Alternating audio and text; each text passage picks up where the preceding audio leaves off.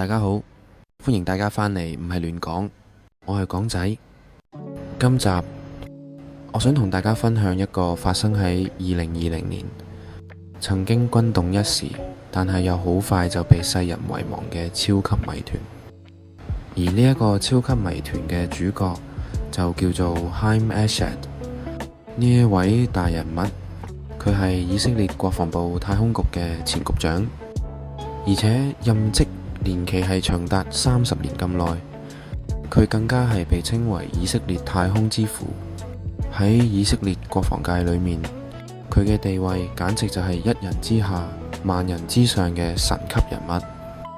而當時已經80幾歲嘅 Haim Eshed，竟然喺2020年11月嘅時候出咗一本涉及大量禁忌內容嘅書，而佢更加係為咗宣傳呢一本新書而接受以色列最大嘅報紙 Yedioth Ahronos 做專訪。重點嚟啦，當 Haim Eshed 做完訪問之後，就好似人間蒸發咗咁樣，完全失蹤。照計出書應該會周圍開簽名會同埋宣傳，但係點解佢會選擇玩低調呢？定一或係佢嘅言論同埋佢本新書嘅內容都太過震撼，所以俾人勒令要封口呢？好啦，事不宜遲，我哋即刻跟住 YouTuber Jason Somoza 帶大家一齊拆解呢個被世人遺忘嘅超級謎團。我仍然對一個謎團耿耿於懷，關於一個喺2020年出現咗告密者，喺突然之間引起軒然大波，然後就完全銷聲匿跡，最後喺歷史長河中被徹底遺忘。呢個人係最高級別嘅，擁有最高級嘅職權，係嗰種你預期會知道所有秘密嘅人。佢出嚟發表佢哋坦白講令人震驚嘅言論，其中大部分從未被真正深入分析過，然後佢就完全銷聲匿跡，從此再冇音訊。佢嘅名字係海姆埃什德將軍。2020年12月，海姆埃什德出咗做咗一個而家已經完全被遺忘嘅訪問。當時引起嘅轟動，當時嘅 UFO 圈子入邊呢，有冇似係假啊？搞咩啊？呢件事真係橫空出世，但好快我哋就唔記得嘅。而家已經係4年幾前嘅事。呢個人仍然係一個謎。呢次係最後一次有人聽到佢嘅消息。當時好多人話佢做呢個訪問，講呢啲聳人聽聞，佢哋係因為佢想賣咗本書。呢個係假嘅，我可以話你知點解係假嘅，因為本書根本唔係咁寫嘅，本書係由其他人寫嘅。但係第二，本書從來冇被翻譯成英文。我可以咁講，係因為自從呢個訪問之後，我每年都 Google 好多次想揾英文譯本，因為我想睇本書。網上係冇英文譯本嘅，亦都冇你可以買到嘅英文譯本。除咗原文希伯來文之外，佢其他語言版本。除此之外，海姆埃什德從來坐上過任何 podcast， 人人都想同呢個人傾偈，但佢就無影無蹤。我認為當我哋重溫佢喺2020年發表咗呢啲評論時，呢啲都係需要記住嘅重要事情。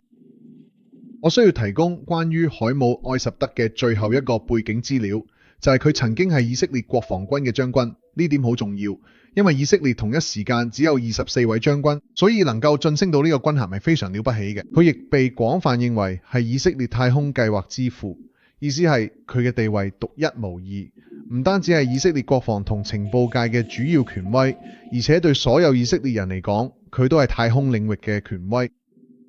呢點令佢講嘅嘢更加令人震驚，因為會令你想去留意。我話你知，我哋將會了解到佢講過嘅一啲嘢，真係會令你震驚。即使你喺呢個領域已經一段時間，我都可以保證入邊有啲嘢你可能從未聽過任何人講過，冇任何告密者講過，而且佢哋非常發人心省。用一啲我認為你會覺得有趣嘅方式。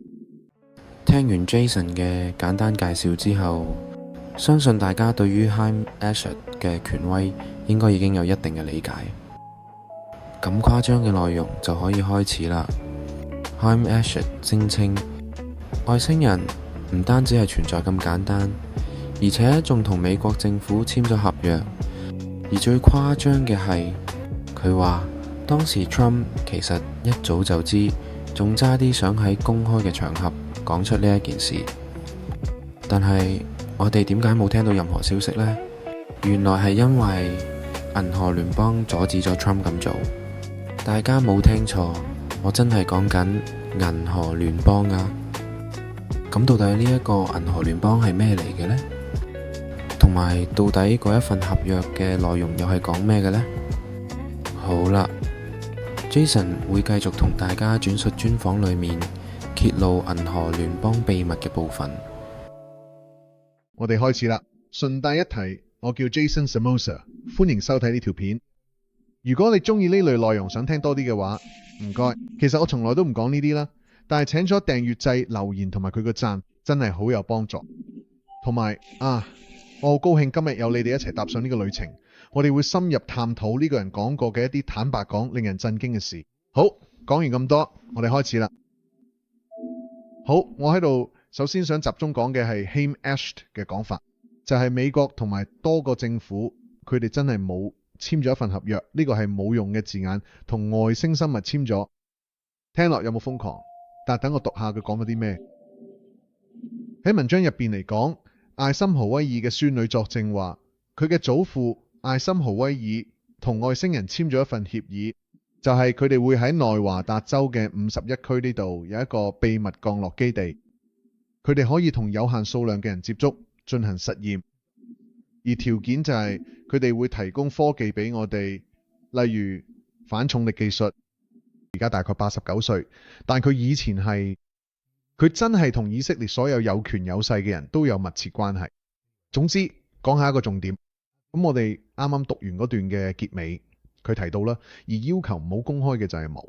個記者就回應話佢哋係邊個，跟住佢就話銀河聯邦，但係呢度就係咁詳細講嘅內容，佢係存在嘅。我寫過關於佢哋嘅，即使佢被視為陰謀論，但最近年前高級將領都話要公開，而特朗普亦都差啲就公開，仲有啲主流教授都話各位講出嚟啦。關於特朗普嘅成件事都好有趣，再講一次。咁我篇關於 Haim-Eshed 嘅文章入邊，我解釋咗呢個訪問嘅時間點，同埋2020年同2019年發生嘅一啲事件。呢啲事件呢，其實同特朗普準備講嘅佢嘅講法好吻合。而我最近其實揾到更多關於呢方面嘅資料。我相信係 John Ratcliffe。等我快手查一查 John Ratcliffe， 中情局局長係，所以佢而家喺特朗普2.0時代再次成為中情局局長。邊個會睇到會發生咗乜嘢事？但係睇翻㗎啦。而 John Ratcliffe 喺一個訪問入邊啦，我哋就睇卸任中情局局長拜登入主白宮嗰陣，佢講到佢哋點樣喺特朗普總統任期尾聲，真係好努力嘗試公開更多資訊。但係佢哋做唔到所有想做嘅嘢，不過都公開咗乜嘢啦？呢點同特朗普想做某種形式嘅披露嘅講法非常吻合。佢係前國家情報總監 John Ratcliffe。我想問你關於不明飛行物體嘅事。咁而家有一份報告咧，將會由5個大樓咧，由國防部長同國家情報總監發布嘅。我其實想喺我離任前咧，將呢啲資訊咧公開同解密，但係我哋未能夠及時將佢整理成一個一個可以公開討論嘅非機密格式。但係坦白講，目擊事件比已經公開咗多好多啦。但係好有趣嘅係，當我哋繼續喺 Haim-Eshed 講嘅嘢，佢提到聯邦入邊嘅外星人並唔想呢個披露發生，於是冇繼續講。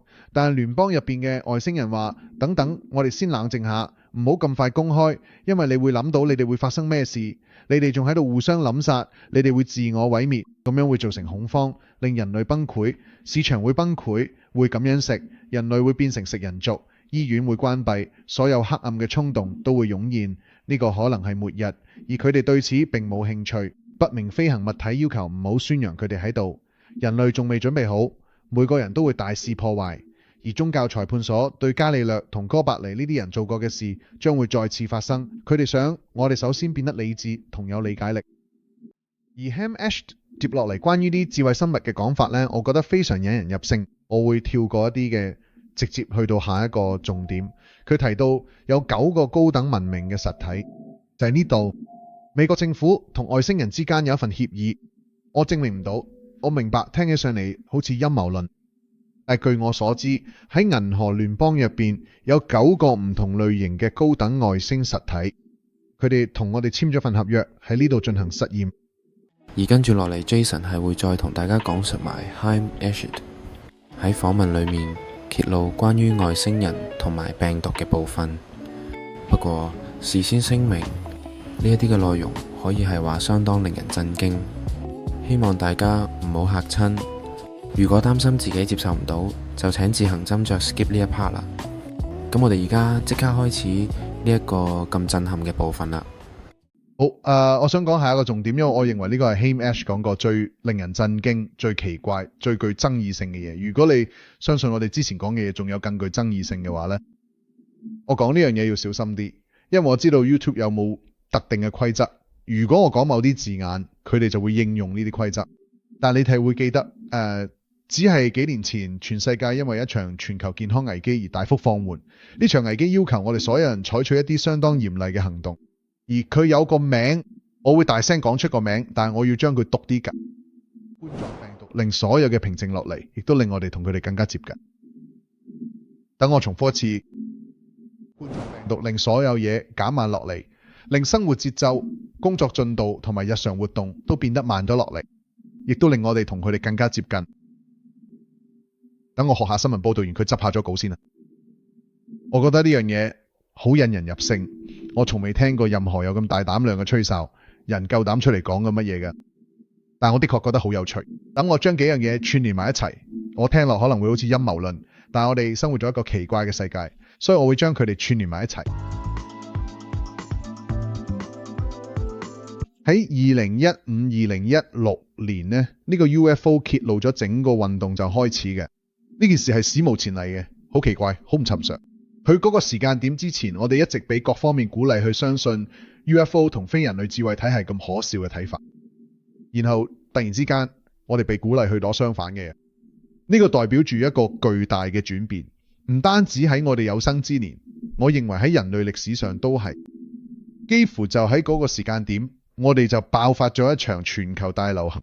好啦，聽住，我完全接受呢兩件事可能無關嘅睇法。但係我亦都認為咧，對佢哋可能有關嘅睇法保持開放態度都好重要。如果我哋最終要同非人類智慧體建立面對面嘅關係，佢為咗實現呢樣嘢，係咪有可能需要做一啲生物學上嘅準備呢？當佢探險家，佢殖民者，我其實唔知正確嘅學術術語係咩啊，但係嗰啲由歐洲嘅坐船去到美洲嘅人，當佢哋第一次到達美洲時，好多當時住喺美洲嘅人，即係美洲原住民都死咗。佢嘅死係因為接觸到呢啲歐洲人帶嚟美洲嘅細菌同病毒，令佢哋接觸到身體從未接觸過嘅問題，而呢樣嘢就造成咗大規模死亡。我唔知具體數字係幾多，但係對大量人口造成嘅影響。而呢一切都係意外發生嘅。原來如果你有唔同群體嘅生物，甚至係嚟自同一個物種，但佢哋從未接觸過對方，佢就有個風險，我哋可能會傳播一種病毒，而另一個物種可能無法承受。好啦，聽住，我呢個完全係猜測啦，但係當我聽到 Haim Ash 講呢句一個完全挑釁性嘅陳述，而你又試圖去理解佢嘅時候，有個諗法係，如果我哋需要接種疫苗，或者我哋需要用某種方式準備好我哋嘅身體去應對非人類智慧生物可能嘅大規模出現，完全係猜測啦。但係等我將個波拋翻俾你，鑑於我頭先嚟嘅題，你覺得佢講呢句嘢係咩意思？等我再讀一次。呢隻病毒令所有嘅平靜落嚟，亦都令我哋同佢哋更加接近。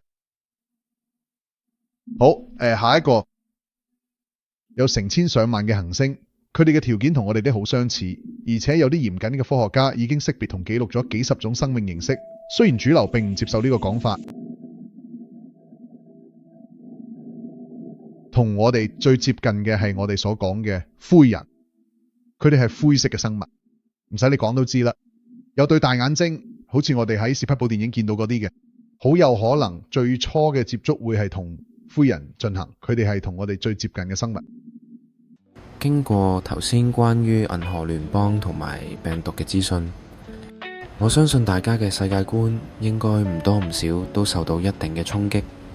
不過希望大家仲可以繼續保持冷靜，因為接落嚟嘅呢一個部分，我哋要離開地球，飛到去火星啦。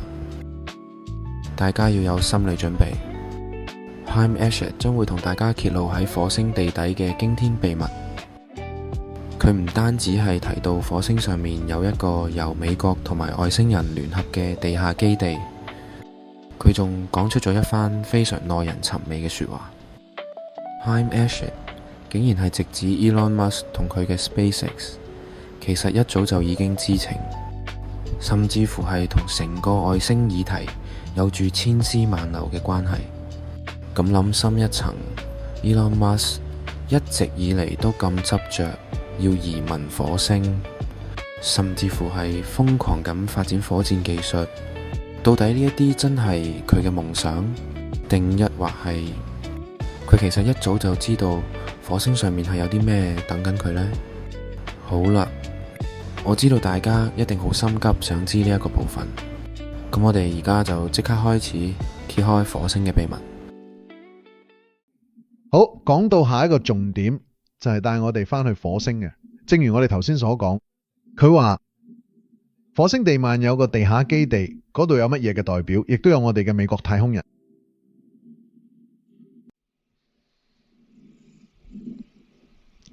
你哋有冇諗到前幾日分享嘅一個貼文入邊，好似展示咗一啲睇落似火星上有建築物嘅考古證據？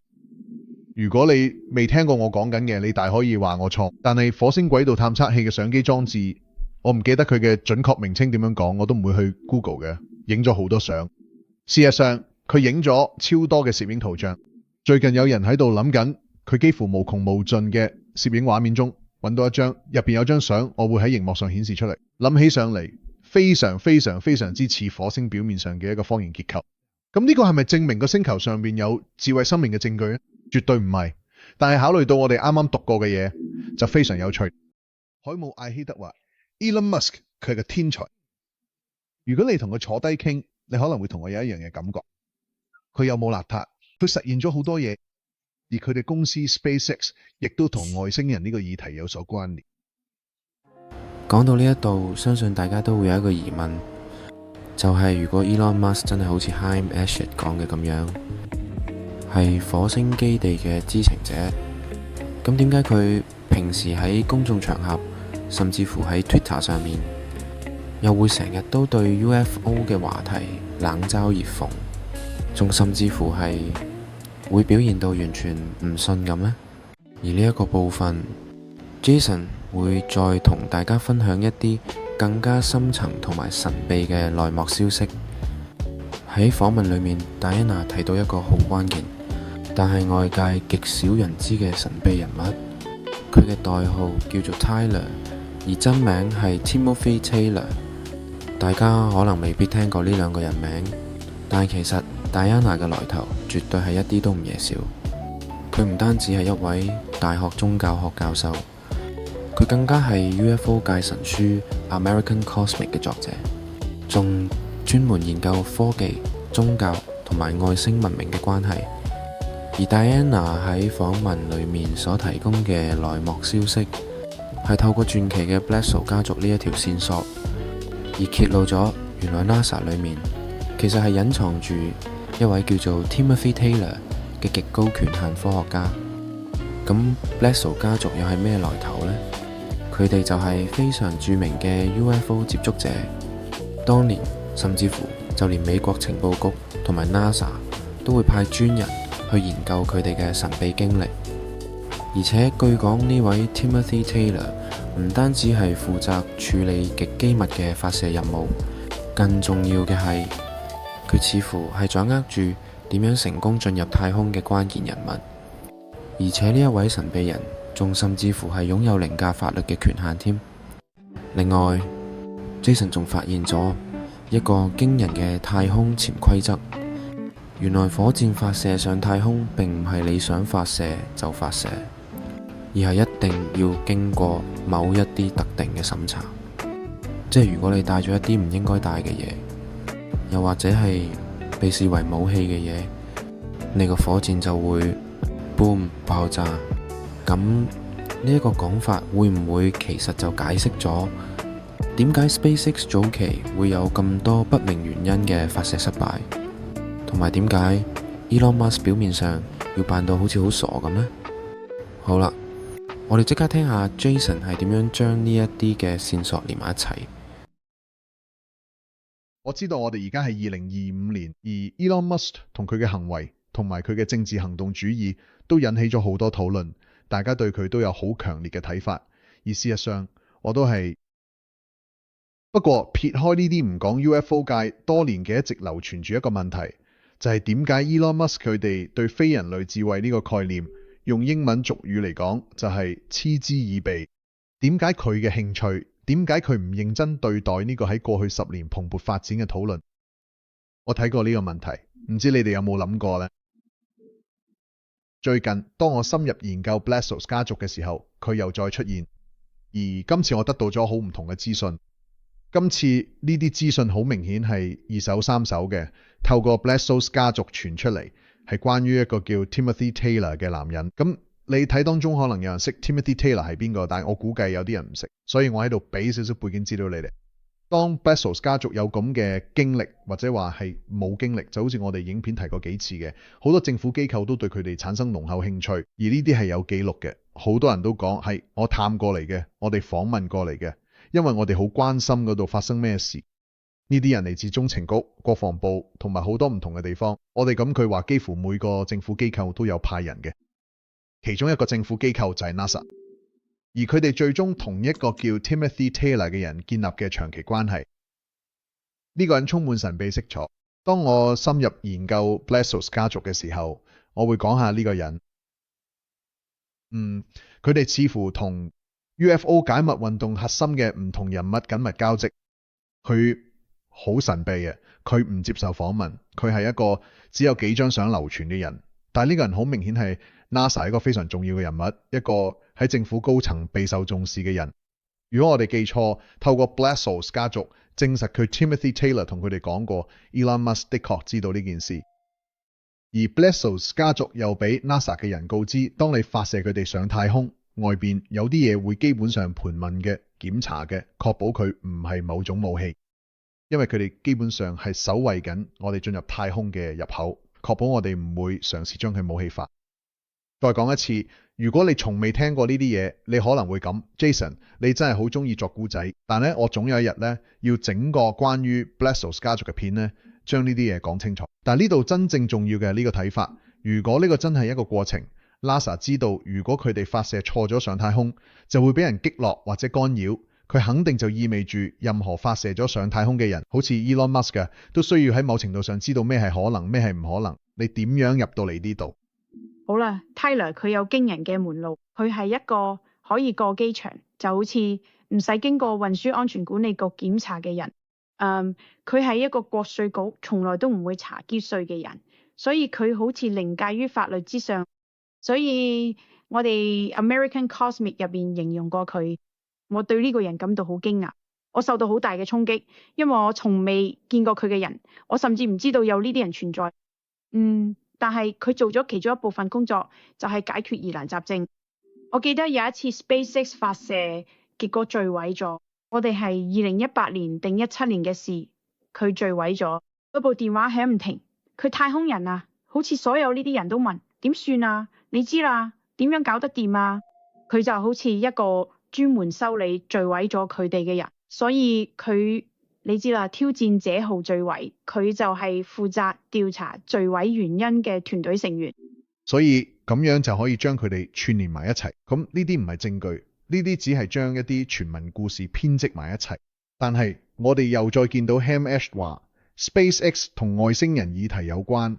而呢點又同成個 Blessos 嘅野事同編織完美契合。嚟到專訪嘅尾聲 Ham Ashad 最後講咗句好優美但係極深奧嘅說話嚟做總結。佢同我哋講，當你進入太空，你嘅意識就會改變。如果你去過太空，你返嚟嗰陣就會變成另一個人。佢仲同我哋講，銀河聯邦其實一直都等緊我哋發展到呢一個特定嘅階段。咁到底嗰個係咩嘅階段呢？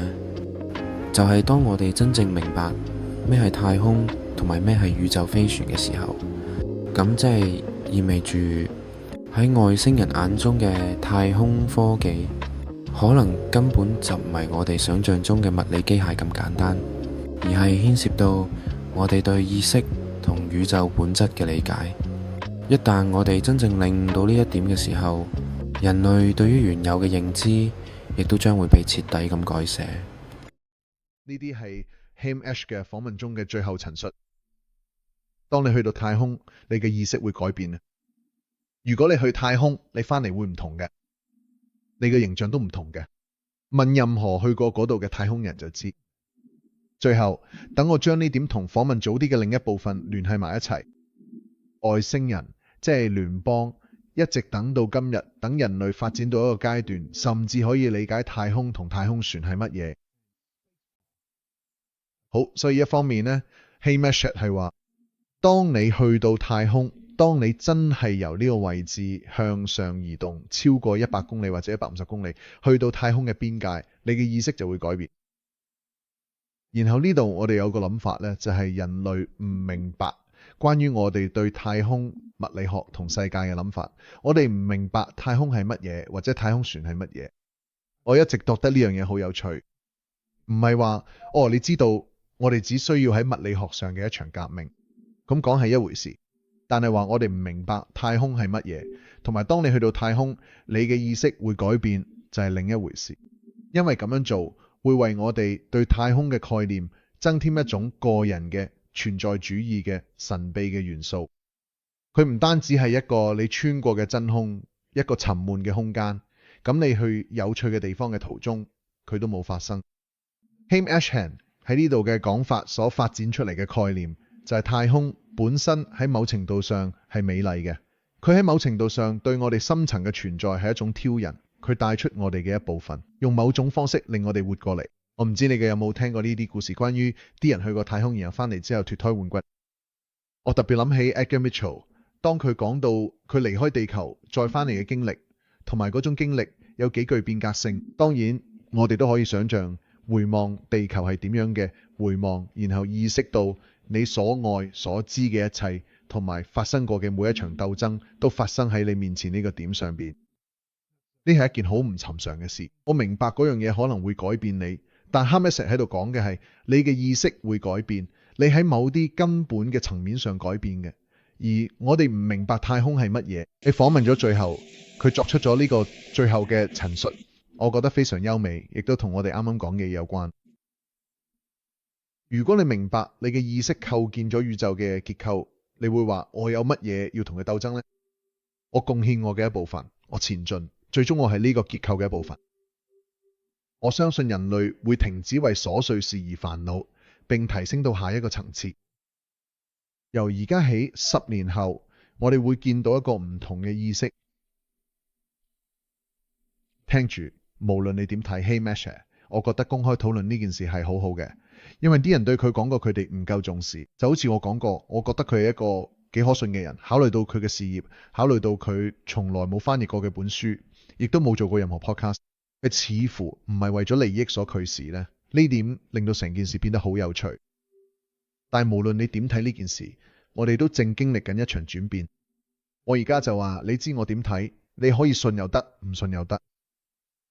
我覺得一方面我哋正經歷一個時期，人類社會、人類科技，所有關於人性嘅嘢都正轉變成非常負面嘅嘢。我最近要換一部新嘅智能手機，喺操作層面上，呢部手機真係會阻止我用某啲令人上癮嘅應用程式，因為我發現自己變得好似一部機器。我只係起身拎起部電話，陷入無盡嘅滑動，放低之後覺得自己好似喪屍咁。呢只係我哋失去人性嘅其中一個方式。佢之前嘅影片我講過出生率點樣下降，講過我哋點樣越嚟越干預人類基因組。我哋似乎注定要陷入呢場無休止嘅地緣政治衝突。我哋嘅政治並冇任何好轉。我哋所有嘅組織同埋企業都只係為咗利潤而驅動，而呢種對利潤同權力嘅追求喺過去幾年嘅文化中變得越嚟越明顯。而所有呢啲都導致人工智能方面出現巨大問題，係會喺佢監管嘅情況下發展，為億萬富翁階層牟利，並帶嚟巨大風險，甚至可能係對人類嘅生存風險。與此同時，我哋所有呢啲問題都浮現出嚟。我確實見到一個非常正面嘅靈性轉化軌跡正喺度發生嘅。我覺得呢個對話就係其中一部分。我哋唔再只係望住個世界，然後問我可以從中得到啲咩。我哋仰望天空，問我係邊個，我哋喺度做緊咩。我覺得呢個係一個非常有力量嘅對話，所以你喺度真係太好啦，多謝你。我哋可以傾下呢啲嘅，推測一下，將我哋嘅意識提升少少，真係好好。但呢只係一個開始。Ham S 話10年後我哋會見到一種唔同嘅意識，而我當時就評論話就快到2030年，而家係2025年。Jake Barber 啱啱出嚟講話，你可以用你嘅意識同 UAP 互動，並且遙距控制佢哋。等我重複一次，最新嘅 UFO 吹哨人，佢好似係一個前特種部隊成員，同佢嘅綠色貝雷帽戰友正喺度講你可以點樣用你嘅思想，基本上用心靈感應去控制呢啲物體其中一個召喚佢哋。召喚呢個詞越嚟越常用。與此同時，喺過去幾個月，心靈感應錄音帶出嚟，如果你未聽過嗰個 podcast， 我懇請你一定要去聽，真係非同凡響。佢講述咗一個故事，關於唔識講嘅自閉症兒童，佢哋係佢能夠用心靈感應溝通，即係心靈對心靈。如果你唔信我唔會介意。我明白聽起嚟好荒謬，但係去聽下個 podcast。講真，今集嘅資訊衝擊力真係超強。火星基地講到外星合約，樣樣都好爆。但係我覺得 Jason 喺最後提到嘅一個觀點，先至係最值得我哋深思嘅地方。佢提到無論係最新嘅揭密者 Jake Barber 講可以用意識召喚 UFO， 定義或係關於自閉症兒童嘅心靈感應研究，其實所有證據都係指向緊同一個方向，就係人類嘅意識 consciousness 其實係擁有超乎想象嘅力量。而 Haim Eshed 更加係預言咗人類嘅意識將會喺10年後提升到另一個層次。而 Jason 亦都提醒咗我哋一樣嘢，就係當我哋身處嘅呢一個年代係充滿住混亂、戰爭，甚至乎係手提電話同埋 AI 都係會令我哋越嚟越似喪屍。但係就正正因為咁樣，所以我哋先更加要學識靜落嚟，然後向內探索。我諗嗰一啲比較和平嘅外星人一直遲遲唔肯露面，可能係因為我哋仲未學識點樣去和平共處。所以當有一日我哋嘅集體意識真正提升嘅時候，就係銀河聯邦正式同我哋 say hello 嘅一日。不過又講返轉頭，唔知大家對於呢一位80幾歲嘅以色列太空之父，佢喺人生最後階段嘅終極爆料，又信幾多成呢？到底佢係人老咗出現幻覺，定一或係佢想喺離開之前將佢知道嘅真相留俾世人呢？歡迎留言講下你嘅睇法。仲有就係，如果大家想重溫之前講外星資訊嘅影片，又或者係想睇埋 Jason 原汁原味嘅英文詳細分析，歡迎去 description 度睇睇，有關嘅 link 我會放喺嗰度。如果你都中意今集嘅內容，記得 like 同 subscribe 我嘅 channel， 同 share 埋俾身邊對外星文明有興趣嘅朋友。我哋下條片再見啦！最後嘅就係，你唔需要靠迷信過生活，但係你都唔一定要有證據先可以懷疑。信與唔信之間，有時就係留翻俾你自己諗嘅空位。我唔係亂講，但係都唔係講晒。如果大家有啲乜嘢想睇，又或者有啲乜嘢想講，都可以留言話我知，我會睇晒所有留言嘅。